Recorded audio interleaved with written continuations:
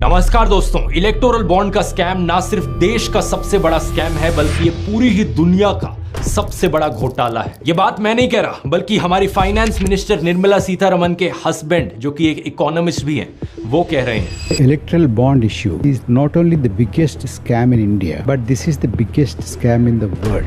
पिछले वीडियो मैंने आपको बताया था कि कैसे ये कोई एक घोटाला नहीं है बल्कि एक घोटालों का भंडार है जिसके अंदर कई सारे छोटे बड़े स्कैम्स छुपे हुए हैं। कुछ ऐसे स्कैम्स जहां पर सीधे तौर पर जनता के पैसे की चोरी करी गई है, तो कुछ ऐसे स्कैम्स जहां पर अनवर्दी कंपनीज को सरकारी टेंडर्स दिए गए हैं। कुछ ऐसे केसेस जहां पर टैक्स चोरी करने वाली कंपनीज को खुलेआम चोरी करने दी गई, तो कुछ ऐसे केसेस जहां पर कंपनीज से हफ्ता वसूली करी गई। लेकिन इन सब के अलावा कुछ ऐसे भी घोटाले हैं जहां पर आम लोगों की जिंदगियों के साथ खेल खेला गया।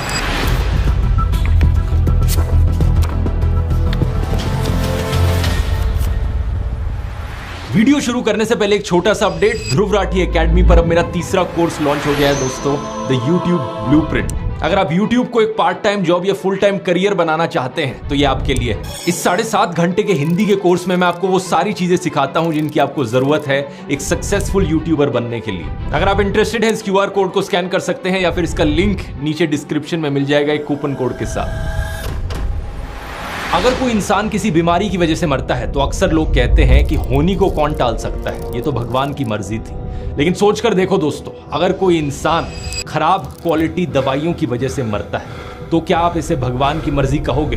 इमेजिन करके देखो, अगर सरकारी रेगुलेटर्स किसी कंपनी की खराब क्वालिटी की दवाइयों को इग्नोर कर देते हैं और उसकी वजह से लोग मारे जाते हैं, सुनकर लगेगा कि ये किसी डार्क पॉलिटिकल थ्रिलर फिल्म का प्लॉट हो। लेकिन अफसोस, ये सच्चाई है दोस्तों। इस रिपोर्ट को देखो जिसे हेल्थ रिपोर्टर प्रियंका पुला ने लिखा था और इसे पब्लिश किया गया था लाइव मिंट में दिसंबर 2021 में। ये रिपोर्ट हमें 9 मई 2021 का एक किस्सा सुनाती है। देश में कोविड की सेकेंड वेव आई हुई थी। उत्तर प्रदेश के चिरंजीव हॉस्पिटल में काम करने वाले एनेस्थीसियोलॉजिस्ट जितेंद्र पाल को एक कॉल आती है नर्सिंग स्टाफ से। कॉल पर इन्हें बताया जाता है कि 2 पेशेंट्स में बड़े अजीबोगरीब सिम्टम्स देखने को मिल रहे हैं। बुखार के मारे वो कांप रहे हैं और अचानक से उनका ब्लड ऑक्सीजन लेवल बड़ी तेजी से नीचे गिर गया है। इन दोनों पेशेंट्स को एंटीवायरल दवाई रेमडेसिविर का पहला शॉट दिया गया था और ये रिएक्शन सिर्फ 1 घंटे के बाद उनमें देखने को मिला। कमाल की बात यह थी कि ये इकलौता इंसिडेंट नहीं था। कुछ ही दिन पहले जितेंद्र पाल ने देखा था सेम चीज हो रही थी लाइफलाइन हॉस्पिटल के 4 पेशेंट्स के साथ। इन्वेस्टिगेशन करी तो पता चला इन दोनों हॉस्पिटल्स में पेशेंट्स को सेम दवाई का बैच दिया गया था, बैच V100167। इसे गुजरात की कंपनी जाइडस कैडिला के द्वारा मैन्युफैक्चर किया गया था। इस दवाई को उत्तर प्रदेश की सरकार ने प्रोक्योर किया था इस कंपनी से, लेकिन जैसे ही डॉक्टर्स को पता चला कि पेशेंट्स में रिएक्शन देखने को मिल रहे हैं, डॉक्टर्स ने इस बैच की दवाई को यूज करना बंद कर दिया। डॉक्टर्स ने फैमिलीज को बताया कि वो कोविड पेशेंट्स के लिए एक दूसरे ब्रांड की दवाई इस्तेमाल करें। जितेंद्र पाल ने लाइव मिंट को बताया कि एक बार उन्होंने ये दवाई यूज करनी बंद करी तो पेशेंट की कंडीशंस इंप्रूव हो गई। लेकिन सिमिलर कहानियां उत्तर प्रदेश के कई सारे और हॉस्पिटल से भी आ रही थी। झांसी महारानी लक्ष्मीबाई मेडिकल कॉलेज, मेरठ का Lala Lajpat Rai memorial medical college और वाराणसी का आशीर्वाद एंड एपेक्स हॉस्पिटल। 7 और 9 मई के बीच डॉक्टर अनुज कुमार जो एक और हॉस्पिटल में काम कर रहे थे, उन्होंने भी सेम चीज रिपोर्ट करी। 5 पेशेंट्स जिन्होंने इस कंपनी की रेमडेसिविर खरीदी थी V100156 बैच की, उन्हें अचानक से फीवर हो गया और सांस लेने में प्रॉब्लम होने लगी। डॉक्टर अनुज कुमार ने बताया कि इवन दो कोविड के सिम्टम्स सिमिलर थे, लेकिन यहां पर यह बताना काफी आसान था कि दवाई की वजह से पेशेंट्स को प्रॉब्लम हो रही थी। कुछ ही दिनों बाद बाकी और स्टेट से भी ऐसी खबरें आने लगी। राजस्थान, महाराष्ट्र, गुजरात, बिहार, पेशेंट्स रेमडेसिविर लेने के बाद और बीमार पड़ जा रहे थे। इन सभी दवाइयों के बैचेस एक दूसरे से काफी सिमिलर थे। V100153, 156, 166, 167, 170 या फिर L100148। इन सभी केसेस में एक ही कंपनी ने इन दवाइयों को मैन्युफैक्चर किया था, कैडिला। सरकारी ओन्ड प्रोक्योरमेंट कंपनीज थी जिन्होंने इन दवाइयों को खरीदा था। ढेर सारे हॉस्पिटल्स ने इस चीज को लेकर आवाज उठाई, लेकिन उत्तर प्रदेश, राजस्थान, महाराष्ट्र और गुजरात के स्टेट रेगुलेटर्स ने ज्यादा कुछ किया नहीं। सिर्फ बिहार के रेगुलेटर ने यहां पर एक रेड फ्लैग रेस किया। इन्होंने इस कंपनी की V100167 बैच की दवाइयों को टेस्ट कराया और पता चला कि एक्चुअली में इन दवाइयों में बैक्टीरियल एंडोटॉक्सिन्स मौजूद थे, वो कंपाउंड्स जिनकी वजह से इंसानों को फीवर हो सकता है और एक्सेस में लिया जाए तो सेप्टिक शॉक भी लग सकता है। जब ये बात सामने आई तो अक्टूबर में पटना सिविल कोर्ट में केस भी फाइल किया गया इस कंपनी के अगेंस्ट। बात यहां पर यह है कि इस कंपनी की मैन्युफैक्चरिंग यूनिट्स गुजरात में लोकेटेड थी और गुजरात एफडीसीए की रिस्पॉन्सिबिलिटी थी कि ये चेक किया जाए कि इस कंपनी की सारी दवाइयां क्वालिटी स्टैंडर्ड्स मीट कर रही हैं या नहीं कर रही। इन्होंने ही एक्चुअली में लाइसेंस दिया था इस कंपनी को ये दवाई मैन्युफैक्चर करने के लिए। और जब ये रिपोर्ट्स आने लगी कि इनकी कुछ दवाइयां सब स्टैंडर्ड क्वालिटी की हैं, तो बिहार के रेगुलेटर ने गुजरात की एफडीसीए को भी इन्फॉर्म किया था और इनकी रिस्पॉन्सिबिलिटी थी टेस्ट करना इन बैचेस को, लेकिन इन्होंने कोई टेस्टिंग नहीं करी। Joint commissioner of Gujarat regulatory lab ने मिंट को बताया कि जो खराब दवाइयों के बैचेस थे वो इनकी लैब में कभी पहुंच ही नहीं पाए टेस्टिंग के लिए। गुजरात एफडीसीए के कमिश्नर से बार बार सवाल किया गया कि इनके डिपार्टमेंट ने दवाइयों की टेस्टिंग क्यों नहीं करी, लेकिन सवालों का कोई जवाब नहीं आया। देश के ड्रग्स एंड कॉस्मेटिक्स कानून के अनुसार हर एक खराब बोतल इस दवाई की उसे वापस लिया जाना चाहिए था, लेकिन इसका भी कोई सबूत नहीं कि गुजरात के एफडीसीए ने उन दवाइयों को वापस लिया हो। इस कंपनी कडिला के स्पोक्स पर्सन से जब सवाल किया गया इन सारी रिपोर्ट्स को लेकर, तो उन्होंने इन सारी चीजों को डिनाई किया। लेकिन अब इस पूरी कहानी में एक और शॉकिंग ट्विस्ट सुनिए। ये सब होने से 6 महीने पहले नवंबर 2020 में ही WHO यानी वर्ल्ड हेल्थ ऑर्गेनाइजेशन ने कह दिया था कि रेमडेसिविर को हमें नहीं यूज करना है। WHO ने एक बहुत बड़ी स्टडी करी थी 14,000 से ज्यादा लोगों पर, 450 से ज्यादा हॉस्पिटल्स में, 35 अलग अलग देशों के। इस स्टडी में पाया गया कि ये रेमडेसिविर एक्चुअली में कोविड के खिलाफ इफेक्टिव नहीं है, लेकिन फिर भी हमारी सरकार ने ना सिर्फ रेमडेसिविर को अप्रूव किया बल्कि इसकी प्रोडक्शन को बढ़ाने की भी बात करी। अप्रैल 2021 की सरकार की प्रेस रिलीज को देखिए। इस दवाई को ओरिजिनली एक अमेरिकन कंपनी के द्वारा डेवलप किया गया था और इंडिया में 7 इंडियन कंपनीज को इसका मैन्युफैक्चरिंग लाइसेंस मिला था। अब आप पूछोगे दोस्तों कि इस सब का इलेक्टोरल बॉन्ड से क्या कनेक्शन है दोस्तों, और बड़ा तगड़ा कनेक्शन है। लेकिन वो कनेक्शन बताने से पहले आप ये क्रोनोलॉजी एक बारी ढंग से समझ लो। पहला, वर्ल्ड हेल्थ ऑर्गेनाइजेशन ने कहा कि रेमडेसिविर को नहीं इस्तेमाल किया जाना चाहिए। दूसरा, मोदी सरकार ने WHO के इस एडवाइस को इग्नोर किया और इस दवाई की प्रोडक्शन बढ़ाने को अप्रूव किया। तीसरा, इस दवाई को बनाने का अप्रूवल जाइडस कैडिला कंपनी को दिया गया गुजरात एफडीसीए के द्वारा। चौथा, 5 अलग अलग स्टेट्स के हॉस्पिटल्स ने कहा कि इस दवाई के खराब बैचेस की वजह से कोविड पेशेंट्स की हालत बद से बदतर हो गई। पांचवा, बिहार के रेगुलेटर ने पाया कि इन खराब बैचेस में बैक्टीरियल एंडोटॉक्सिन्स मौजूद थे। ये खराब क्वालिटी की दवाइयां थी। और छठा, इस सब के बावजूद भी गुजरात एफडीसीए ने इन खराब बैचेस की कोई टेस्टिंग नहीं करवाई। बीजेपी की सरकार सेंटर में भी थी और गुजरात में भी थी, और अब हमें इलेक्टोरल बॉन्ड्स के डेटा के जरिए पता चलता है कि ये जाइडस कैडिला कंपनी ने 18 करोड़ रुपए डोनेट किए बीजेपी को इलेक्टोरल बॉन्ड्स के जरिए। मैं सिर्फ एक सवाल प्रधानमंत्री मोदी से करना चाहूंगा, क्या आम इंसान की जान की भी कोई कीमत नहीं है क्या? इस कंपनी ने 3 करोड़ रुपए कांग्रेस को भी डोनेट किए जो उस वक्त राजस्थान में पावर में थी, और 8 करोड़ रुपए बीजेपी की एलआई SKM सिक्किम क्रांतिकारी मोर्चा को भी डोनेट किए जो 2019 से सिक्किम में पावर में है। इस पॉलिटिकल पार्टी को तो 5 कंपनी से डोनेशंस मिली थी और उनमें से 4 कंपनीज फार्मा कंपनीज थी। सिक्किम को एक फार्मा हब कंसिडर किया जाता है और देखकर लगता है कि SKM ने भी इसका पूरा फायदा उठाया। जाइडस कैडिला भी दोस्तों इकलौती ऐसी कंपनी नहीं है। इसके अलावा एक फार्मा कंपनी है ग्लेनमार्क फार्मास्यूटिकल्स। इसे 2022 और 2023 के बीच में 5 नोटिस दिए गए सब स्टैंडर्ड ड्रग्स की वजह से। इनमें से 4 notice Maharashtra food and drugs administration ने दिए थे। इस कंपनी की जो ब्लड प्रेशर रेगुलेट करने की दवाई थी उसे सब स्टैंडर्ड बताया गया। और अब हम इलेक्टोरल बॉन्ड्स डेटा के जरिए जानते हैं कि इस कंपनी ने 9.75 करोड़ रुपीस की इलेक्टोरल बॉन्ड्स खरीदी थी नवंबर 2022 में, और इन सारी बॉन्ड्स को बीजेपी ने इनकैश किया। प्रधानमंत्री मोदी ने फिट इंडिया मूवमेंट लॉन्च करी थी कुछ साल पहले। मैं पूछना चाहूंगा, क्या यही है आपका फिट इंडिया? एक और गुजरात बेस्ड कंपनी को देखिए, टोरेंट फार्मा नाम से। इसकी एंटी प्लेटलेट दवाई डेप्लाट 150 ने सैलिसाइलिक एसिड टेस्ट फेल कर दिया था। Maharashtra food and drug administration ने इसे खराब क्वालिटी का बताया 2018 में। अक्टूबर 2019 में अमेरिका का जो फूड एंड ड्रग्स एडमिनिस्ट्रेशन है उसने इस कंपनी को वार्निंग दी कि बार बार इनकी क्वालिटी रिलेटेड फेलियर्स हो रहे हैं इनकी मैन्युफैक्चरिंग यूनिट में। और आगे क्या देखने को मिला? मई 2019 और जनवरी 2024 के बीच में इस कंपनी ने 77.5 करोड़ की इलेक्टोरल बॉन्ड्स खरीदी। इसमें से मेजॉरिटी पैसा 61 करोड़ रुपीस बीजेपी के पास गया। अमेरिका तक ने जब इस कंपनी की दवाइयों को लेकर वार्निंग दी थी तो इंडियन अथॉरिटीज को कम से कम इंस्पेक्शन तो करना चाहिए था, लेकिन गुजरात में मौजूद बीजेपी की सरकार ने कोई एक्शन नहीं लिया। एक और मेजर फार्मा कंपनी सिप्ला को 4 शो कॉज नोटिस मिले उनकी दवाइयों को लेकर।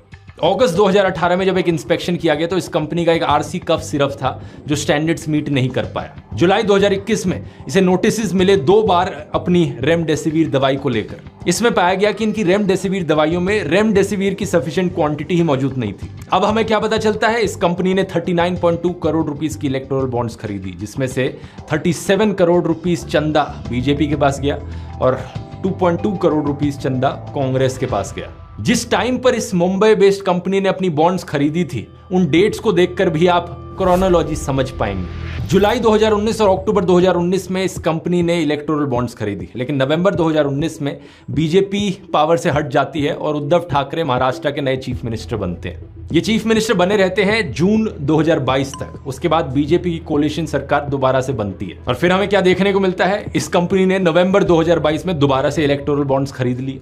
चंदा दो धंधा लो, ये जो स्कीम है यहाँ पर, ये इलेक्टोरल बॉन्ड घोटाले का सिर्फ एक हिस्सा है।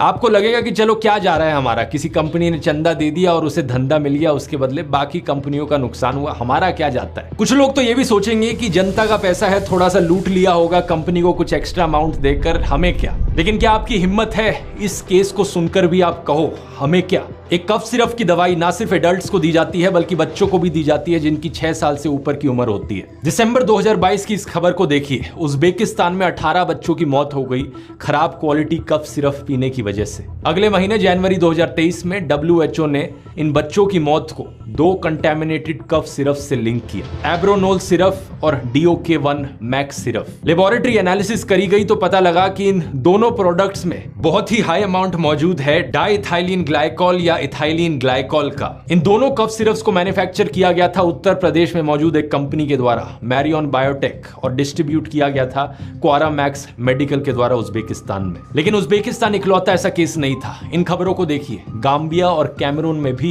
कंटेमिनेटेड कफ सिरप्स की वजह से बच्चों की मौत हुई। मैरियन बायोटेक के अलावा 2 और इंडियन कंपनीज का नाम यहां पर आता है, हरियाणा बेस्ड मेडन फार्मास्यूटिकल्स और Madhya Pradesh based रेमान labs. Total में 141 बच्चों की मौत हुई और मैरियन बायोटेक कफ सिरप का यहां पर रिलेशन 68 बच्चों की मौत से है। अब उज्बेकिस्तान में जब ये इंसिडेंट हुआ तो क्या एक्शन लिया गया उनकी सरकार के द्वारा। उनकी मिनिस्ट्री ऑफ हेल्थ ने सारे ड्रग्स को बैन कर दिया जो इंपोर्ट किए जा रहे थे इस क्वारा मैक्स के द्वारा। जनवरी 2023 में उनके कोर्ट ने इस क्वारा मैक्स मेडिकल का लाइसेंस भी कैंसिल कर दिया। ये डिसाइड किया गया कि जितने भी और बची हुई दवाइयां इस कंपनी के द्वारा उन सबको डिस्ट्रॉय कर दिया जाएगा। वहां के कोर्ट ने 23 लोगों को जेल की भी सजा दी।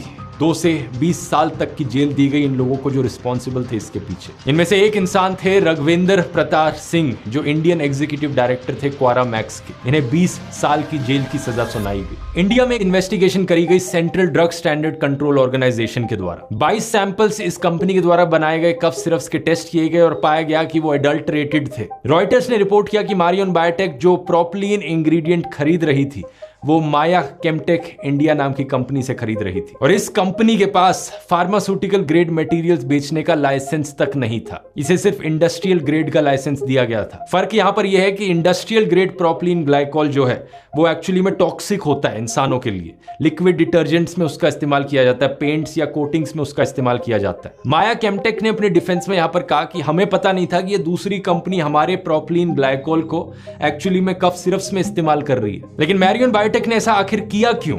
उस वक्त के जो हेड ऑफ ऑपरेशंस थे इस कंपनी के, तुहिन भट्टाचार्य, उन्होंने रॉयटर्स को कन्फेस किया कि कंपनी एक्चुअली में 10 सालों से ज्यादा से इन कफ सिरप्स को एक्सपोर्ट कर रही थी और इन 10 सालों में इन्होंने कभी अपने प्रोपिलीन ग्लाइकॉल को टेस्ट नहीं किया था। Pharmaceutical export promotion council of India ने मैरियन बायोटेक का जो रजिस्ट्रेशन सर्टिफिकेट था वो दिसंबर 2022 में ही सस्पेंड कर दिया था। उत्तर प्रदेश की अथॉरिटीज ने इस कंपनी का मैन्युफैक्चरिंग लाइसेंस कैंसिल किया मार्च 2023 में।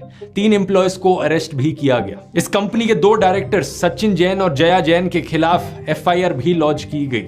लेकिन फिर आता है हमारी कहानी में एक ट्विस्ट। उत्तर प्रदेश के पुलिस ऑफिसर विजय कुमार बताते हैं कि इनके 3 एम्प्लॉयज को बाद में बेल पर रिलीज कर दिया गया। अप्रैल 2023 में इलाहाबाद हाई कोर्ट ऑर्डर देता है सचिन जैन और जया जैन को लेकर, अनलेस इनके खिलाफ कन्विक्शन हो पुलिस इन्हें अरेस्ट नहीं कर सकती। अक्टूबर 2023 में रिपोर्ट किया जाता है कि इस कंपनी को वापस से अलाउ कर दिया गया है अपनी फैक्ट्री दोबारा खोलने को। पता चलता है कि उत्तर प्रदेश की सरकार ने 14 14 सितंबर को एक ऑर्डर दिया था इसको लेकर। इस ऑर्डर में लिखा गया कि जो प्रोडक्ट्स इस कंपनी के प्रोपिलीन ग्लाइकोल को इस्तेमाल कर रहे हैं, हम वो बनाने की परमिशन नहीं देते, लेकिन बाकी सारे प्रोडक्ट्स बनाने और बेचने इस कंपनी को अलाउड है। ये केस भी इकलौता केस नहीं है दोस्तों, सिमिलर कहानी एक और कंपनी को लेकर देखने को मिलती है। सितंबर 2023 के इस न्यूज आर्टिकल को देखिए। जम्मू एंड कश्मीर के उधमपुर डिस्ट्रिक्ट में करीब 12 बच्चों की मौत हुई। इनमें से कुछ बच्चों की उम्र सिर्फ 2 महीने की थी, कोई 1 साल का था तो कोई 2 साल का था। इनकी मौत हुई क्योंकि इन्होंने एक ऐसी कफ सिरप पी जिसमें डाइथाइलिन ग्लाइकोल की बड़ी ज्यादा मात्रा मौजूद थी। इस कफ सिरप को बनाया गया था डिजिटल विजन फार्मा कंपनी के द्वारा, और जब